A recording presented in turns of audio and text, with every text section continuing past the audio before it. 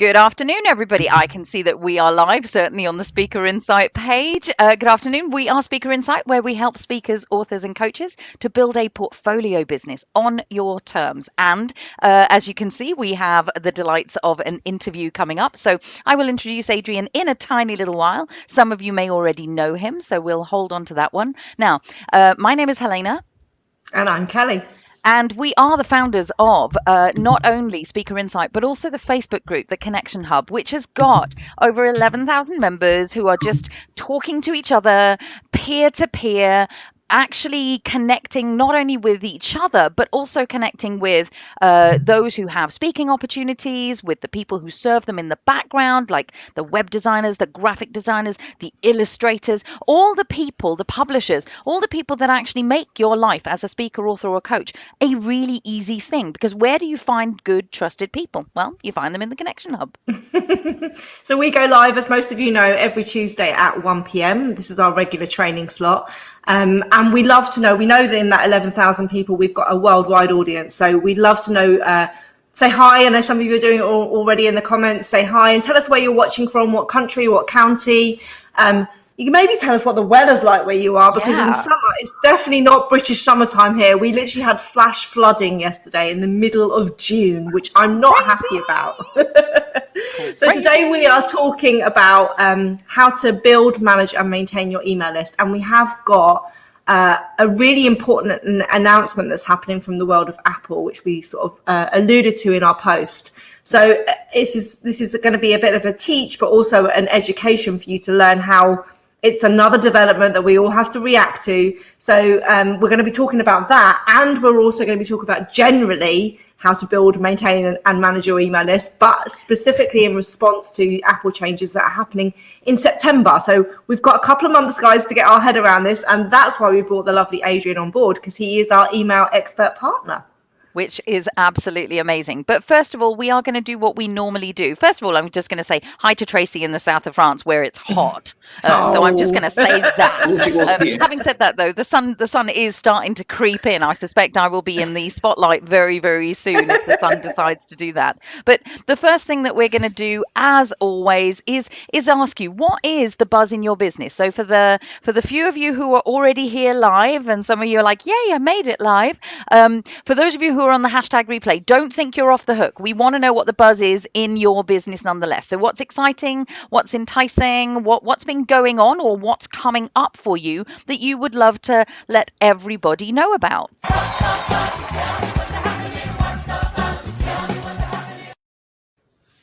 So we'll kick you off and then we'll hand over to Adrian, just to give him some couple of minutes to think about what he's going to say. So we talked about the Connection Hub earlier, which is our Facebook group. Actually, what we did this morning is we turned on a new feature in our Facebook group called anonymous posting. So it's a new feature by Facebook where if you want to post a question, so maybe you're a speaker, author or coach, and you want to go, oh, I really want to ask this question, but I don't want it to be associated with me because that's really embarrassing that I don't know the answer to that question, then you can actually post anonymously. Those posts will always have to be approved by us, but it means that you can ask your questions and get the answers, but not actually feel embarrassed about asking them. So again, it's something that we've done in our hub. It's a choice. If you're running a Facebook group that is quite confidential, maybe it's around alcoholism, abuse, or all those sensitive subjects, I believe this is a really powerful feature that Facebook's introduced here of anonymous posting. So it allows people to ask those questions, be able to engage in stuff, but not actually put themselves as their profile above the pulpit, as you would say, so that they become. It's a safe space to have conversations and ask the questions, but not feel that you're actually putting your name to that question. And I know we've had some people in here saying, yes, Sebastian's it's a great new feature. Admin still can see, so it's safe. Definitely, definitely. Yeah. So that's approve it. And I think there's something to be said for, sort of as speakers, authors and coaches, sort of there is a reputational thing that actually goes on, but we're not expected to know everything. And it can still be a little bit embarrassing to go, well, why don't I know that about running my business? I've been running my business for 3 years, 5 years, 11 years. We hear those questions quite often. So to have a space that the answers are available in, but to actually be able to do it without kind of, the fear of going really pink or so to speak, is a really great feature. And I think depending on what groups you're running, that may actually kind of work. But we could do a whole training on that. So let's not do that. Let's just actually say, Adrian, what's the buzz in your business? Ooh, where do I start? Podcasts, that's probably one of the big buzzes, because I do feel a lot more legitimate hanging around in the Speaker Insight space because I'm doing so much speaking now. I've been on a lot of different podcasts, some well-known, some not so well-known. And the really cool thing is, even the podcast with only a dozen listeners is still amazing fun and great practice for me. And then the other extreme, a little shameless plug, I will be being published on the Pat Flynn podcast in a couple of weeks. That is one of the biggest entrepreneurs. Massive audience. Amazing. So really looking forward to that. You'll have to put the link in the Connection Hub when that goes live, right? When that goes live, I will be pimping that out across the world, definitely. And, so I do love going on podcasts and always happy to appear as a guest on anyone else's podcast that's got an audience where I can help them just be heard more through email. The Apple thing we'll be talking about, then that's been keeping me very busy because I'm trying to stay one step ahead of everyone else. So I can share how to not just avoid being disrupted by Apple, but actually get even better at what you're doing by learning from what the new opportunities are. So that's been keeping me really busy. There's loads of other things, but that's more than enough for now to talk about. And the thing about this is some of you who've been in our community. So Pat Flynn, Pat's major. Major. It is major. He's done a great job to be there. Yeah, completely. So really, I do want to dive us in because I suspect that we'll and please, all of those of you who are watching, and whether it's live right now or on the replay, this is something that affects all of us. So please do ask the questions. Hang on a second. Sorry, I'm laughing at Sebastian, who's saying, I just noticed you all color coded your outfits. we plan ahead, right? I feel like I'm the link between the two of you. Actually, that's really quite wild. You just missed your bit of yellow in the background, Adrian. Come on. Yeah, really, truly. I'm afraid, but I'm not going to let you two ladies off the hook for mercilessly ribbing me before we went live and claiming that I'm wearing the same T-shirt as last time. The record, I do have more than one T-shirt.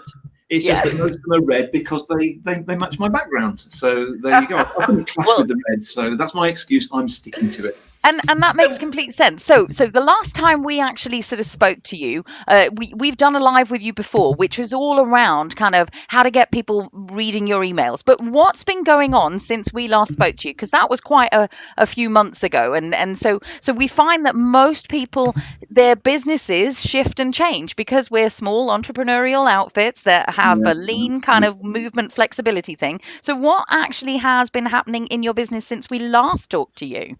So since we last spoke, we've slept quite a few times since then, haven't we? And I think it's been a while. The lockdowns and being stay at home and all these crazy things, then in some ways very little has changed, but in other ways there've been these massive changes kind of below the surface.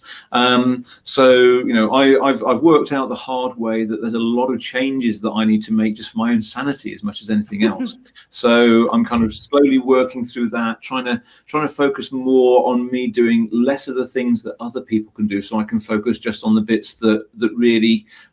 I've got a very specific geeky niche that I'm focusing on, and it makes sense for me to immerse myself in as much as possible and not do the kind of day-to-day things that I could have team members do. So I have struggled over the years getting the right team members doing the right things at the right time, because it's a bit of a kind of dichotomy here, because the whole geeky email world feels like it should be very structured, but I'm one of the most unstructured people in the world.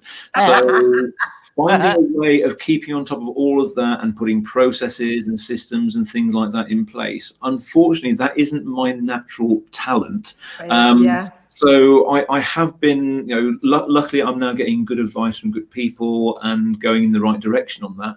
but it has been a challenge just getting myself out of the bits of the business that I don't need to be doing, and focusing on the bits that only I should be doing. So I've now got a very good, amazing financial expert who I meet with regularly, and we're monitoring the financial health of the business and things like that.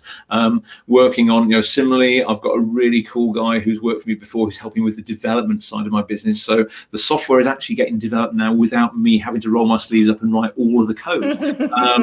So there's progress in those areas, but the irony being that the biggest gap right now is the sales and marketing side, and that's kind of the world that I'm caught in the middle of. So it is very much about again, finding the right people to work with to help me get the message out there widely. The podcast has been a great way of doing that.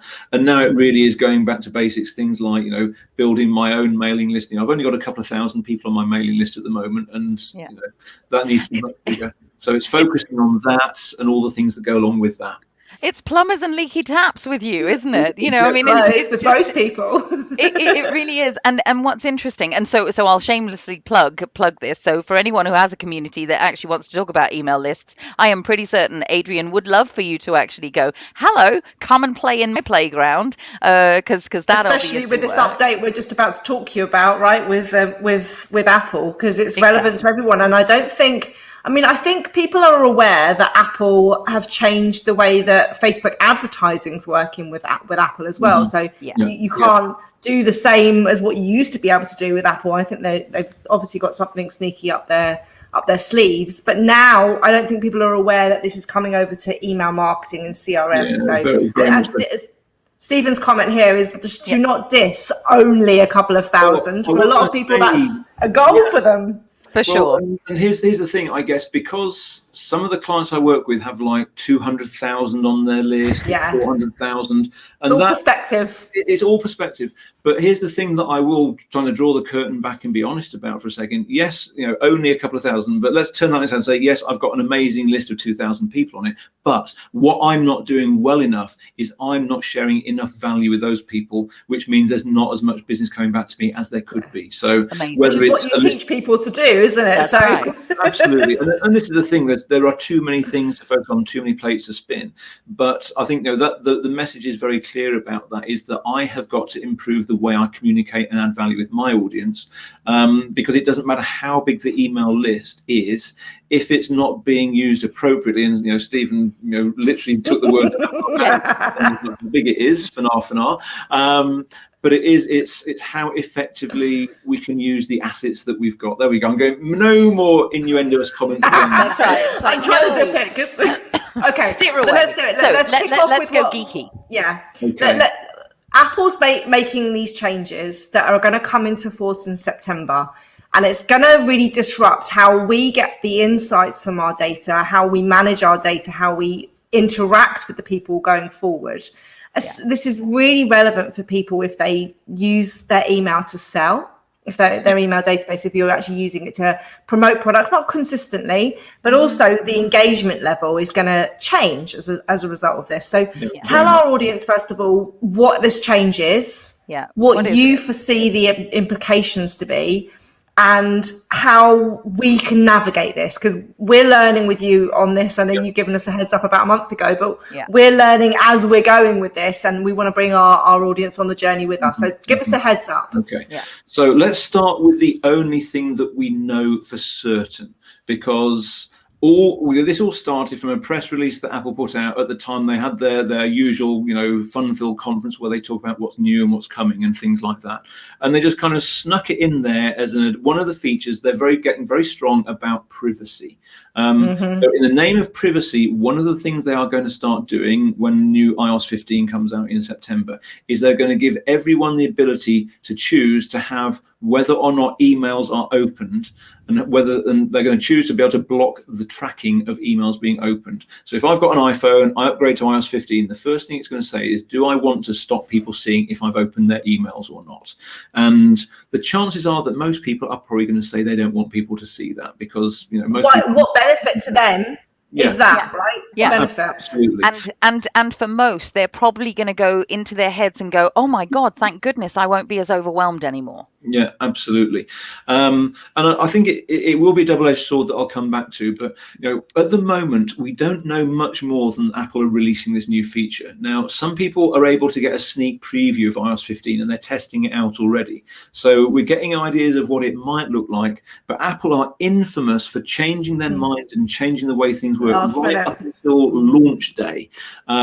So just because people are observing certain things now in the middle of July, by the time we reach September, Apple could change it, and they could even change it once it has launched. And I think we've got a great comment there saying that Apple are leading the way on the privacy side. That's from Jo. She's a CRM techie geek, right? So she's excited about this. Exactly. Jo, you need to listen how you can help your clients with this as well. Because I think the thing is that the privacy is great, but the issue we've got is that seeing whether someone has opened an email is one of the few ways we've got of measuring how effectively we're communicating with people. Now, the challenge we face is that spammers and the not so good players in this world use that to work out who to keep bombarding the hell out of.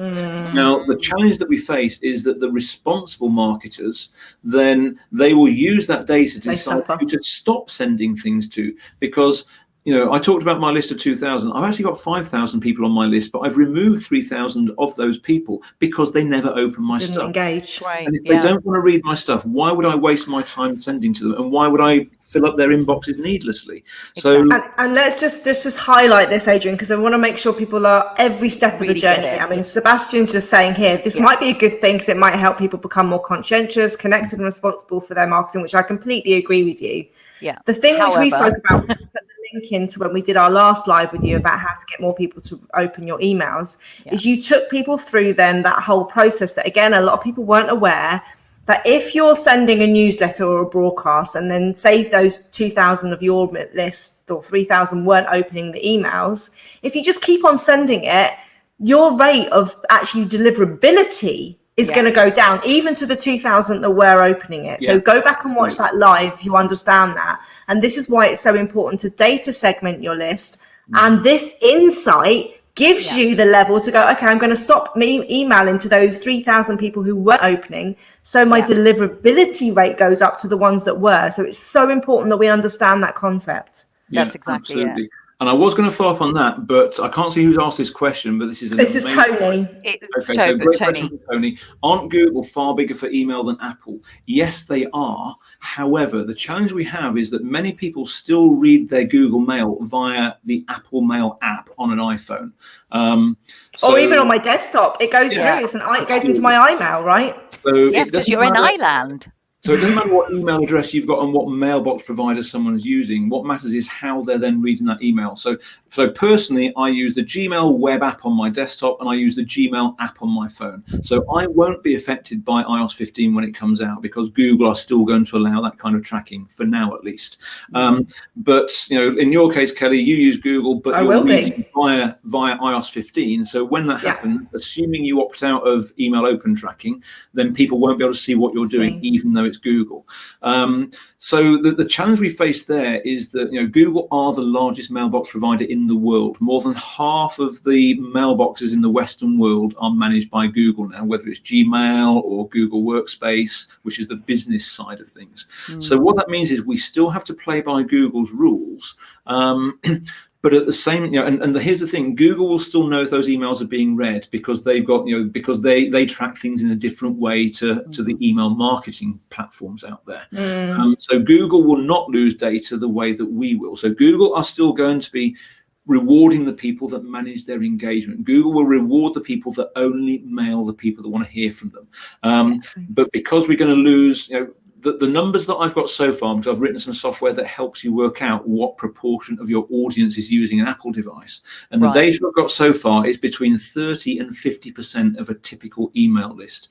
So the best case is you're probably Apple's are in the minority? Yeah. No.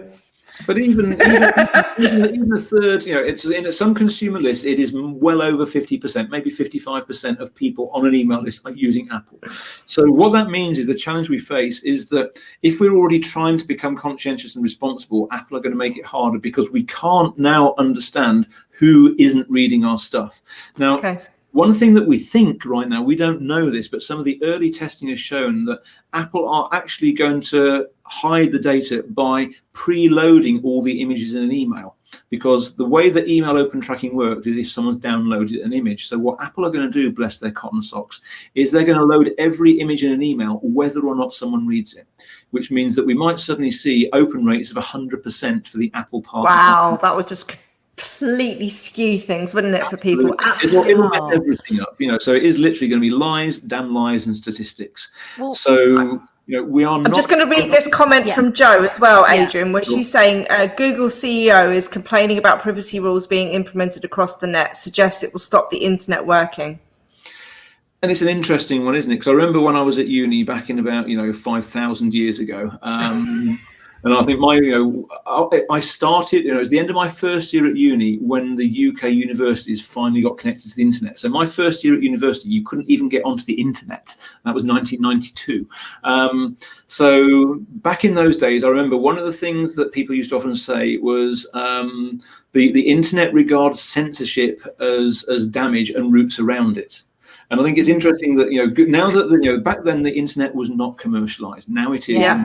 And Google are not happy about privacy that's being managed outside of their control. Let's face it, Google makes money out of data. But I think the thing to remember is that it doesn't matter what happens. The internet will always evolve. Just because we can't do what we're used to doing doesn't mean that we stop. We still have to change. We've just got to work out how we can evolve with it, and that's what I'm all about, and that's what I'm all over now. And that's why it's so important that people listen to what we're saying today, because that's what's going to make the big difference here. It's about how do we evolve, how do we make the most of the data we've got available to us now before Apple take it away, and then how do we evolve as we go forward? And that's because we've got a couple of months, right? We've got a couple of months to prep ourselves. I was just going to say, sort of. Yeah, because actually, there are probably people who are in a panic right now. So, just to say, there's a couple of months, and actually you can do a lot in a couple of months. And I know that, Adrian, you've been like running the hamster wheel in the background on this for quite some time, just actually helping people get on top. So let's just contextualize it, because some of you, because we are in Geekland and you're with three geeks right now. Sort of. So we love this stuff. Yeah, that's right. So I'm just going to pull it right back again and sort of say, okay, so let's say we've got a speaker author coach who is using their email database to essentially sell, not in a in that conscious marketing kind of way, sort of, but the insights that they're using right now are obviously really important in them following up, in ensuring that they've got the right sequences set up, that they're segmenting their data in a way that really works for them. So can you explain why it's important, what's going to happen as a result of this? What can people do right now that actually allows them to prepare in some way for this? Yeah. So this is the most important thing, because like we've already said, nothing's happening until September. So right now we have got as good visibility as we're ever going to get of who is consuming our data when we send out emails, who's consuming the information we send. So what's really important here is we start to really zoom in on the people that have engaged with us, whether they've opened our emails, whether they've clicked on something, whether they've bought something, whether they've visited our website, whether they've filled in another web form, whatever it is. There's lots of different ways that we can detect whether someone's engaged with us. And as far as Google are concerned, then they want us to only communicate with people that have engaged in the last 30 days or so. Microsoft have become even tighter than that. Microsoft considers someone to be unengaged if they haven't opened one of your emails in the last 15 days. Now, and so this goes back to the point that most people, and I really love to hear from you guys that are watching. Yeah. Tell me on average how often you are emailing your database. Well, because this is where it comes into the fact, if you're not emailing on a weekly basis, or Ken and they would probably say that they'd probably say they want you to email daily, but we average 2 to 3 times a week with our posts, with our emails, and I think that's okay. Sometimes daily pisses a lot of people off, but I'd love to know from the people in the audience how often you're emailing your database, because if this Microsoft rule comes in, I would say majority of people wouldn't even hit that quota. Yeah. Exactly. And let's be very clear about this. Microsoft haven't changed that recently. This has been something that's been around for a while. It's just that it's only with the things like my deliverability dashboard software that is showing how people engage and where and which mailbox providers are best engaged. And I often see that people get lower engagement on Microsoft than they do on Google.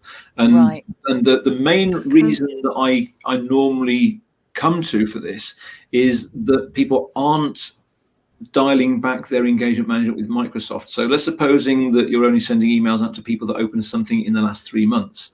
Now, if Microsoft considers someone to be unengaged after 15 days, then effectively 5/6 of the emails that you send out to your audience are going to people who Microsoft considers to be unengaged. Microsoft will then say, oh, Adrian's sending out lousy content because no one's engaging with him. I'm going to put him into the junk folder for the next email he sends. Whereas if I was only sending to people that opened in the last 2 weeks or probably 30 days, which is a kind of nice compromise, then Microsoft would say, oh, well, at least half the people he's mailing are engaging. He must be sending reasonable content. We're going to keep him in the inbox. Yeah. So Tracy's sending out twice a month at the moment, so you might just quite hit that criteria. Jo says that this now goes into her must do better category, and Julie's not emailing yet, but expect monthly emails from many of her registrations. So there's a lot of people that we would probably, and this is that first Facebook Live that we did with you about how to get more people to open your email. We did talk quite a lot about frequency in that one. So go back and watch that live, guys. It's at the top of the comments in this post. So. The thing is, it's simple statistics again. The more emails you send, the more likely it is that someone's going to open at least one of them. If you're only sending 1 email a month and you're getting a 20% open rate, then it means that only 20% of your audience will open something in a month, which means you're going to lose 80% of them in a month. If you're sending something 3 times a week, then it won't be the same 20%, and you might find that as high as 50% of your audience opens something in a month if you're sending 3 times a week. So you're going to lose your audience much more slowly the more often that you mail. And yes, people are going to get upset and unsubscribe, but that's not a bad idea. Because that filters your list for you, right? That's right. It saves me having to kick people off when they've just empathy anyway. I would much rather, and this is why polarizing your message and being really strong about what you stand for matters, because you've got to have a certain message and share it. If people don't like your message, you want them to unsubscribe. You don't want them sticking around if you're not helping them. And that actually tackles May's question right now, which what is your take on sending emails to delist the subscribers, i.e. giving them a chance to unsubscribe? It doesn't hurt to give people as many reasons as possible to unsubscribe. If they, and one of the things that we will have to look at is, well, how soon do we start tickling people once we don't know that they're opening our emails anymore? We're almost going to have to assume that people aren't reading our emails and just ask them to confirm they're still there or something like that if we want to be responsible. And one of the things that you're saying then, Adrian, I think we've talked about this in private sessions, but one way to get around this is to make sure that within that 30 days period of someone coming into your email database, it's essential that we give them as many opportunities to click, right? Because the click-through rate, even though Apple might take this away in the future too for insights, at the moment, we should still be able to see who clicks on our emails. Is that correct? That's right. Yes. So click tracking is harder to block. It's not impossible. And there's a little, I have taken my anti-geek pills, but they haven't quite worked yet. So I'll go down. Here he goes. If you have people in your audience who are on corporate mail servers like banks or financial institutions or maybe education, they might use corporate spam filters. And there's a few corporate spam filters that pretend to click all the links in an email, even though someone hasn't clicked it. Luckily, there's ways of kind of detecting that, but let's put that to one side for a second and let's assume that the majority of the time, if someone clicks a link in your email, it is accurate and we will still be able to see that. So we do need to get much better at giving people strong reasons to click on links in our emails, because that is the one 99.99% accurate method we've got for seeing if someone really has engaged with us. But the slightly scary thing, again, I'm looking at some of my clients and my own data, then even though you might be getting 50, 60, even 70% of your audience opening something within a 30-day period, it's not even 1/10 of that figure that clicks on something. Even the most, I've got people that opened the last 20 of my emails that I sent, and some of those didn't click anything, even though they opened them all. So, this is what we have to be aware of now, is that the way we do all this is going to change. And I actually want to congratulate. Tracy's actually got a 60% open rate, which is really good, Tracy. Awesome. That's an awesome open rate. So she says she needs to spend some more time on whether they want to unsubscribe and stuff. I've got Tony saying if people aren't able to use email as much as for their business, that presumably means they have to advertise more, meaning more money for those greedy corporates. So is it really about privacy? I mean, we can go down that rabbit hole, Tony, definitely. Maybe that's an offline change maker discussion that we'll have. Yeah. And May's saying, so how often do you recommend implementation help? Is really greatly appreciated. May's like, literally, she's like, this is her area where she just goes, I don't know what to do, just tell me what to do. She wants to, and she was remembering you doing your little live in the car earlier to tell us about this session. So what would be some strategic advice about how people navigate the Apple situation? And generally, how do people increase that engagement in their follow-ups, in their, like we just said, having call to actions and click-throughs in your emails, so that we can see that data at least? Give us some more advice on implementation. So this is the bit that I'm still very actively researching. So I've got some gut feels as to how I think it's going to evolve and what I think we need to do. But this is something that I'm spending a lot of time on over the next couple of months as we see the whole landscape evolve. But where we're at the moment, the starting point, as I said, is to really double down on managing your engagement right now. So sift out all those people that haven't opened anything. And this is where I would say start to become even more aggressive. If they've not opened anything for the last 90 days, then they are totally ready to be kicked off your list. Now, you might want to send them a quick email or two saying, do you want to stay on my list? Click here if you do.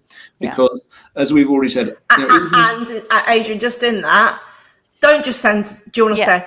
Give them the reasons. Give them a reason. Tell them what happens on your list. What, do they get exclusive offers? Do they get newsletters? Do they get training that no one, don't just say, do you want to stay? Give them a reason to stay. Yeah, for sure. The best way to do it is to send some amazing bit of content that they have to click through to download it, because then if they click it, they're still there. And make sure the headline is absolutely something that they are going to be looking at, because do you want to stay on my list isn't a good subject title. I mean, the one that worked for me, and I did get a 60% open rate on the dead part of my list for this, was just, are you still there, first name, ? And really? I got an amazing. Now, if you send that last week, it's not going to work a second time. But if you're going to use that once every 6 months, 12 months, or whatever, then that's something. And this is the thing, you have got to test this stuff. But what I would say is, it doesn't hurt to have 2 or 3 emails. And if you've got something like Active Campaign or Keep or one of the other platforms that does automations, you can actually get this to trigger automatically. So when they reach whatever you decide of inactivity, you can send this little thing. And the first email, exactly that. Here's some amazing content. Then you might send them something out. The final email before you unsubscribe them, I would say you literally go for the jugular and say, I'm going to unsubscribe you now, or this is goodbye, or something like that, and be very I've seen that. They click that link, they're out of here, because you've given them 3 chances by then.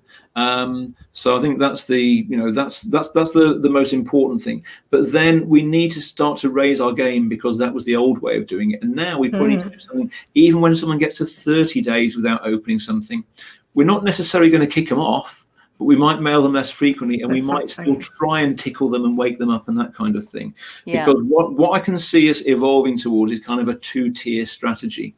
We'll need to work out who can we see the real, genuine, open results for still, and who do we not see them for. Apple, I'm talking about you here.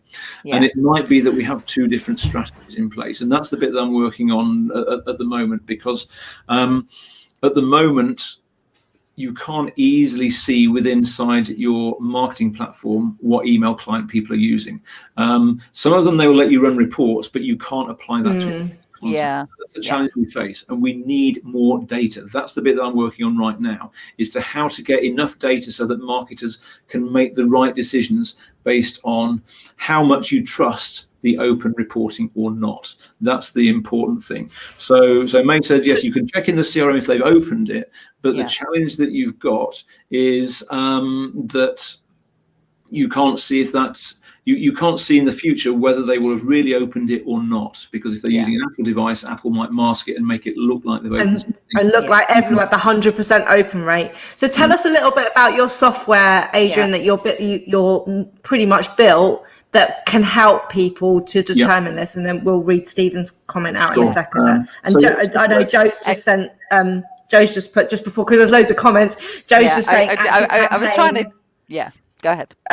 Has like some automation recipes that you can download to customize your engagement. So if people that are using that CRM, that's a great tip. Thanks, Joe. Yeah. Go on, Adrian. What the software is going to do is it will identify who is using an Apple client to read your emails, and it will actually tag them in the database, so you'll be able to understand who's using Apple and who isn't, so you can start to make different decisions based on what you know about them. Because yes, it's possible that in the future we might lose this ability to see anyone opening their emails, in which case then again we will evolve.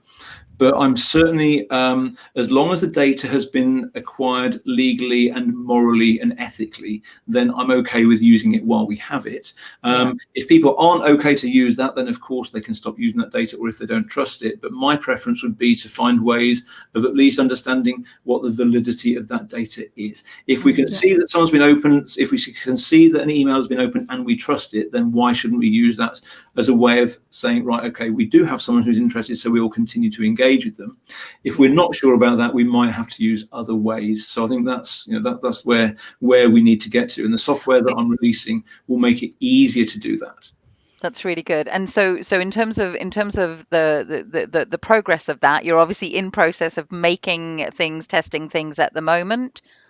Yep, so that is live. I've got my first half a dozen test users on it. It's currently working very well. So that is going to be seeing the light of day in the next week or so. And again, there'll be probably another controlled release where we let another couple of dozen people onto it. And then after that, then obviously we'll open that up to everyone. So that's making really, really good progress. And Adrian, when someone uses that with their CRM system, what that will then do is then data segmentate anyone that's using an Apple device to read their emails. Then you have the choice to treat those people, I think, in communication wise differently, to try and investigate whether they're opened because Apple just marked it as open, or are they really opening your emails? That's the point of the software, isn't it? Exactly. It's just it's a let us make better decisions, and there will be some cases where it's not necessary. There'll be other people, and the feedback I've had is there's definitely at least two very strong camps of people. There's the people that say I'm not bothered at all, and that's fair enough, and there's other people that say I really need to know this so I can make sure that I'm managing things as well as I can and protect my sending reputation as much as I can. And if you've got that, if that's the feeling that you've got, that you understand that Google and Microsoft are going to give you a big slap if you keep mailing people that don't open your stuff, then it's how can we make sure we're protecting our reputation as much as possible? That's the thing that matters. Okay. Well, Helena, do you want to read Stephen's quote? I was just going to say this is the perfect point to kind of really bring this in. So it's because I think it does this. Whilst it might not change things immediately, it's definitely a call to something new is coming, and we need to be as innovators, as we always are, exactly like you're innovating right now. So Stephen's saying, I'm finding it hard to empathize. I believe we need to evolve from email lists. I don't believe every business needs one. I don't want a list for everything I'm interested in, but would be good to get some kind of aggregator of interests. But what I do know, he says, is I don't have one. It's just my 2 pennies worth. Oh, and I had a client who told me off because I removed all the bad emails, non-existent, dupes, etc. And a third of his list went. He couldn't understand why they weren't real. That they weren't real, right? Okay, so there's loads of stuff in there. I'll apologise in advance because I probably can't speak to every single point there. I'll start with the last one though, where first of all, removing bad emails is the best thing that anyone can do for anybody. One of the greatest challenges, going back to the innuendo at the start, a lot of old school marketers think that the bigger their email list, the better it is, and that is so untrue these days. The challenge we've got is that people have spent years and thousands or millions of pounds or dollars building up email lists, and what they don't realize is that as soon as an email address stops reading your emails, they become pretty much worthless. So if an email bounces, duplicates, doesn't exist, opted out, spam complaints, no longer opening your stuff, any of those things, they are worthless. And it can be very difficult to persuade an entrepreneur who spent thousands and thousands on building their email list to actually get rid of that stuff. Yeah. Especially those that have bought email lists. Well, that's right. Especially those. Absolutely. So it's amazing. It is quality over quantity, and it's engagement that matters. You don't. The good old days were you built the biggest email list you did, and then you just mail the hell out of everyone until they buy, they die, or they unsubscribe. If you do that these days, you end up in Google jail quicker than you can say spam. So and we've just put the link in, Adrian, to your deliverability dashboard health check, and we talked about this in our last live with you, but I'm going to bring it back up again, because for anyone, wherever you're at in your email journey, this is the first thing you need to do, because it's free, guys. So there's no excuse why you shouldn't do it. 2, it gives you such valuable data to really understand how healthy your database is, to look at exactly what Adrian's saying here, the level of tell us what they get as an outcome of what some of the points they get from doing this health check. Health check, yeah. So, and I still owe Stephen more of a response. We'll come back to that. But looking at the health check, the purpose of the health check is to help you understand how well you're managing your email audience. How effectively are you communicating with the people that want to hear from you? How well are you taking out the people that don't want to hear from you? And you get a very simple score where 0 is terrible, 100 is excellent, and most people get somewhere in the middle to start with, but it gives you ideas as to how you can improve your email health score. Because the higher the email health score is, the more likely it is that you're going to be landing in the inbox rather than the spam folder. And it is a totally free tool, and it is a really, really good way of just getting a handle on how good a job are you doing already. And the best thing is, if you get a low score, that's actually a really good news, because it means that you can actually take lots of steps to improve things, get a better open rate. But we don't really care about the open rate. What we care about is how many, because that's often just kind of playing with the numbers. What we care about is, are more people going to hear your message? And the answer is, the better you get at managing this, then the more they will. So I think, anyone with any kind of mailing list, then certainly take the health check. Now, the good news is we're adding some new platforms in the next few days. At the moment, it supports ActiveCampaign, Keep, HubSpot, MailChimp, Constant Contact, Sendinblue, and Campaign Monitor.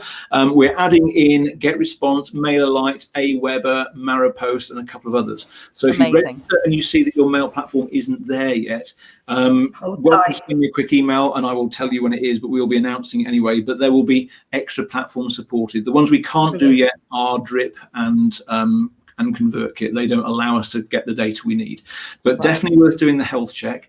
I just do want to go back and quickly kind of answer. Go to Stephen's, Stephen's a little bit more. I will respectfully disagree that any business does need an email list as a well. I don't necessarily like the word email list, but I like to say a community of people that you are going to communicate by email. And over the years, the number of times I've seen people say that email is dead, use social media, use chatbots, use SMS, etc., etc. Yes, the world is going to evolve, but email will always be there one way or another. And it is one of the best ways to nurture a long-term relationship with your audience. Now, some people don't need to do that. That's fair enough. It's like, if you're going to buy a Mars bar, you're not going to decide to buy a Mars bar based on whether you've had an email from Mars in the last week. But in a lot of other cases, if you're looking more to build a relationship with people so that they our market, speakers, authors, and coaches are all this, right? It's all about the relationship. It's the long-term thing, because just because people aren't ready to accept your offer right now, it might mean that in 3 months' time their circumstances haven't changed. They may have a bit more money, they might be doing something. It's all about consistently keeping in touch until they're ready. And if they decide they don't want you, they can tell you to go away as well. It's a reminder. And I also think it's a responsibility, right? Because we're talking there about marketing, but also as a business owner, when you've sold a product, especially as a speaker, author, or coach, you have a responsibility of customer service. You have a responsibility of, as you just said, nurture and follow up, post sale, right? Not just to get them in the door. But, absolutely. you know, Stephen's one of our Changemaker Essential members. So, you know, the fact that we send out when are the trainings going to be is an email. When's the next session going to happen? When's all that confirmation of you registering?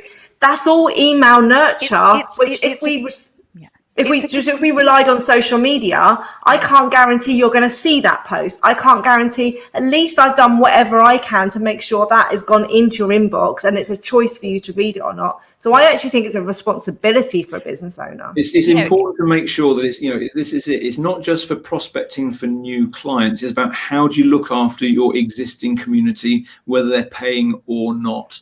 I think it's, you know, I you know, Stephen's clarified and, you know, having more control than the questionnaire after unsubscribing, and absolutely. And this is why one of the things that I'm going to really focus on is about better segmentation. Now probably, you know, I've talked about in the past, when I've talked about engagement, I've talked about the echo process, which is engage contact means higher opens. And that's going to evolve now where we've got echo react. So I'm kind of adding an extra part to it, mainly thanks to Apple, but it's a way of starting to get cleverer. And the react is re-engagement, Apple and click tracking. We're going to start giving people a much easier way of indicating what they want. Things like email preference centers, things like better segmentation, things like, you know, really respecting what people want. And we can only do that if we change the way we send our emails out. It might mean we actually send more emails, but we might send more emails to fewer people as well. It's making sure that we're sending the right emails to the right person at the right time. And you know, yes, totally, Stephen. Exactly. This is the idea, is to empower the audience to decide what they want to receive and when they get it. And if it's done properly, the people sending the emails will get, you know, they'll get the return on their investment times infinity, because you are only sending to people that have indicated they want this particular type of content from you. You're no longer spamming everyone with all of your nonsense. It's about the right content to the right people at the right time. That's where we want to get to, and give, you know, as much as possible, empower people to manage what they receive and when they receive it. And so I want to actually just bring this back to May's question, which is around, because I know that Echo is all about engagement. It's all about making sure that you are actually giving people what they want at the time that they want it. And so that conversation about, let me take charge of my own data, my own privacy, my own relationship with you. I mean, in essence, we as providers need to get a little bit smarter about who we engage with, at what level, and how often, etc., etc. So I suspect that, you know, we're going to be kept on our toes for a little while, but there's definitely this whole, May was just saying, you know, isn't it just quality over quantity? It's engagement, you know, sort of not just cold engagement, but talk to us a little bit more about, you know, what can people do right now, and in the medium term leading into this whole, because our job is to be engaged, whether they are prospects, because that's what we've really been talking about, they're prospects, or they are actually customers. So we're going to treat those slightly differently anyway. So how are we going to do that? Yeah. So right now it is all about understanding who really wants to hear from you. While you've got that data, look at who's been opening. And again, dealing with your current customers separately from your prospects is vital here, because if you've got an existing customer who's not opening your emails, then you might need to find out why. You might need to actually call them up or write to them or text them or something saying, hey, are my emails getting through? Because maybe they're missing out on what they've paid for, or whatever it is. So now's the time to really check out on that. But then also for the people that aren't customers yet, then you can start to become a lot more aggressive, because we do need to start kicking off the people that are hurting our reputation. And just a reminder, the people that are hurting your reputation are the ones that you're mailing who don't open your mails. If you keep mailing them, it's like shooting yourself in the foot. It's like putting yourself into Google Mail jail. So it's about, while we've got this data, then really shrink the list down. It's a bit like GDPR all over again, those horrible fines. But we've got an opportunity now to clean our act up while we've still got the data, because then, you know, and that's the whole, and this is the echo thing. Engage contacts means higher opens. Let's face it, if you kick half the people off your mailing list who haven't opened anything, you'll be made that the same number of people will be opening, but you'll be mailing half the number of people. So you're open. More people will see it. No, it's not so much that. The same people will see it initially, but your open rate will double because you're mailing fewer people. But as your open rate gets higher, that's what gets Google and Microsoft to say, hey, this person's sending good content out. We're going to put their future emails into the inbox. And then once you've got that nailed, then we can start to look at, okay, so who's using Apple and who isn't? Because then when September comes along, we're going to have to put all these extra things in place. And that's the bit that I'm then working towards with the training that I'm going to be releasing. Yeah. And I think also, sorry. Go ahead. Go on, go. I think when we talk about data segmentation, again, this is like we have to rein us all in because we're geeks here. But one of the things that some people can do right now, going on Stephen's point about giving people choice, is somebody might want to unsubscribe to a certain part of your mailing list, right? So for example, in Speaker Insight, we have the Monday Thought, we have our standard broadcast, we have our newsletter.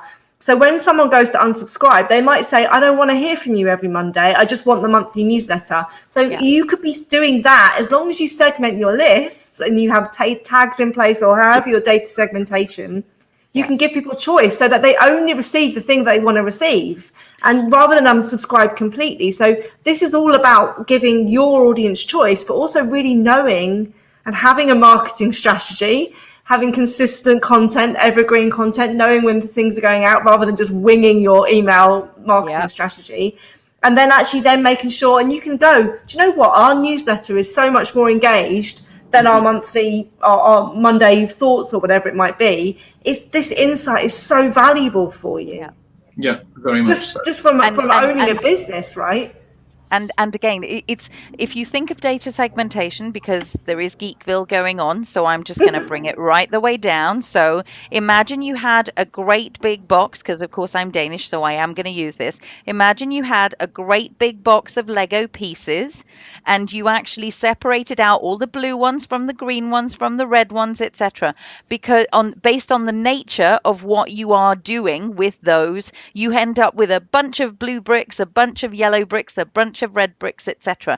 And actually there's then another layer which actually allows you to say, and actually this lot of red ones and this lot of blue ones within that also want this. They can be used to build a house. These lot can be used to build a plane, for example. So that's actually what your data segmentation does. It allows you to understand the behavior that people are actually doing around the types of emails that you're sending out. So I just wanted to go really, really basic, just in case people are going, you're starting to lose me. What? So let's get practical, Adrian. So we know that in the very near future, and you'll tell us a little bit more, that there will be some software that can help us identify and segment Apple users on our system, and we understand why we need that.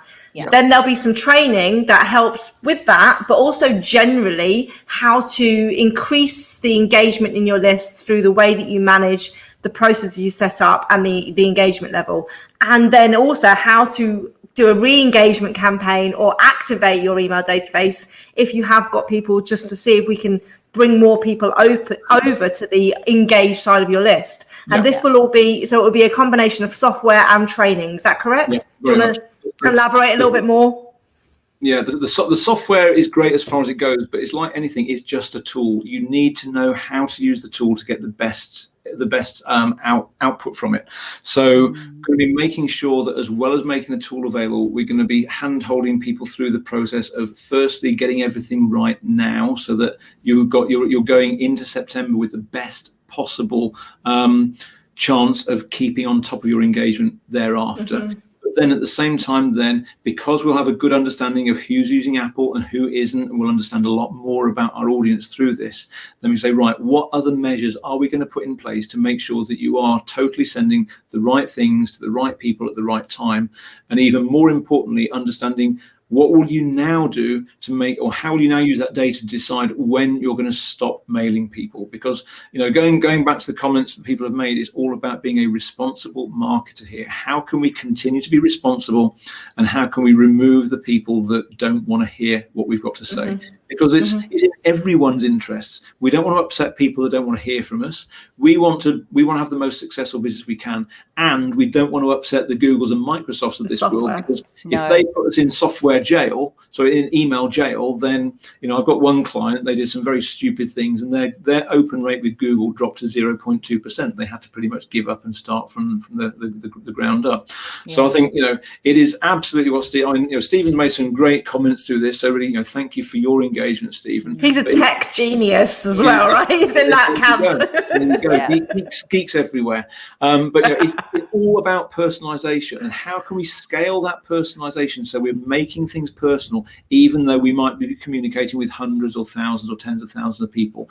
And it is absolutely, what I'm doing here is thinking outside the box as much as I can and working out how I can share that with as many people as possible, because I've always been very passionate about helping people be heard, and now we've got to make sure that because it's like they say, isn't it, if a tree falls in the forest, if there's no one there, they don't hear it. And how do you know? Yeah, exactly. And this is the best chance that you're going to have, and it doesn't matter whether you've got a few tens or hundreds on your mailing list or a few hundreds of thousands. It doesn't matter, the principles are still the same. So it's making sure that we're just helping everyone with that.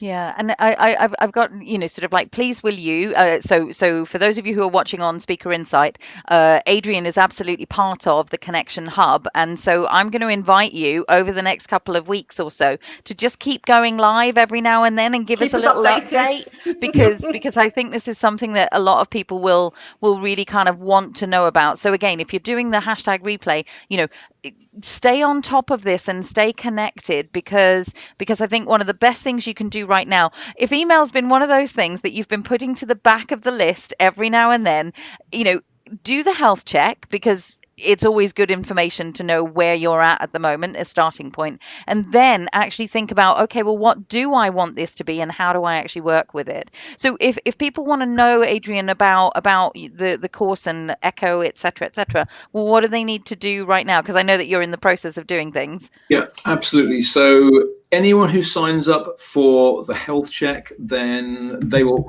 get an email when the training and the Apple software is ready anyway. If you're not quite sure about doing the health check yet, or if you're not ready, or you just want to see what's happening, welcome to comment just as a quick say yes or something like that in the thread here on the live, and I'll be quite happy to follow up with anyone who says they'd like more information when it's ready, because we are very close to it, but I don't want to talk about something that it's not going to be. I want to make sure created yet. It makes complete not sense. Not any vaporware or anything like that. I want to be clear on, this is what it's going to be. Here's how it's going to work. Here's when it's starting, and that is going to be within the next, hopefully sometime next week. Yeah, absolutely. Perfect. So just put a yes in the comments, whether you're watching this in Changemaker, on Speaker Insight, in the Connection Hub. We'll make sure Adrian sees your yeses, and then when he's got updates, he will connect with you and tell you what's going on via PM. But obviously, if you take the health check, you'll be on his database anyway, and I'm sure you'll be sending out broadcast emails to tell people about your developments that way. So that's. I think also, as well, if there's any other questions, you're also welcome to put a message in the group, tag me if it's about email. I'm always happy to come along and answer those as well. So I know a few people have done that in the past. So always happy to help any way that I can.